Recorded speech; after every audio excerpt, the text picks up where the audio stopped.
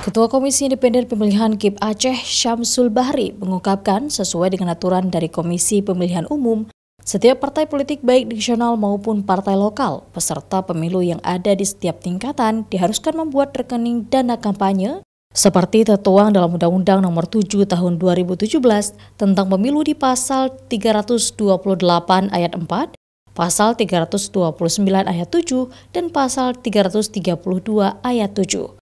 Bila tidak ada, maka caleg yang terpilih dari partai yang tidak memiliki rekening dana kampanye itu tidak bisa dilantik.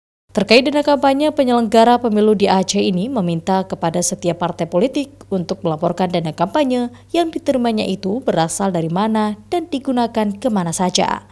Setiap dana yang digunakan harus terbuka kepada publik. Selanjutnya, di akhir masa kampanye, auditor akan mengaudit setiap dana kampanye yang digunakan itu. KPU sudah membuat PKPU bahwa setiap partai itu di setiap tingkatan itu harus membuka rekening dana kampanye. Nah, apabila itu tidak dilakukan, maka ketika dia terpilih, partai tersebut, caleg dari partai tersebut tidak bisa dilantik. Nah, sehingga kita tahu nanti, karena di akhir itu akan diaudit. Nah, kita tahu berapa dana masuk dan berapa dana keluar. Nah, ketika diaudit akan ketahuan ada mungkin penggelembungan dana yang begitu besar, nanti akan diserahkan kepada pihak yang berwajib, katakanlah polisi atau kejaksaan.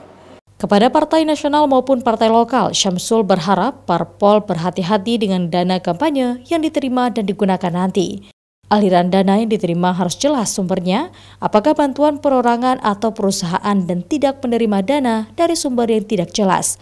Bila ditemukan ada aliran dana kampanye yang mencurigakan, pihaknya akan melaporkan kepada para penegak hukum sesuai aturan yang berlaku. Mustajab, Kompas TV, Banda Aceh.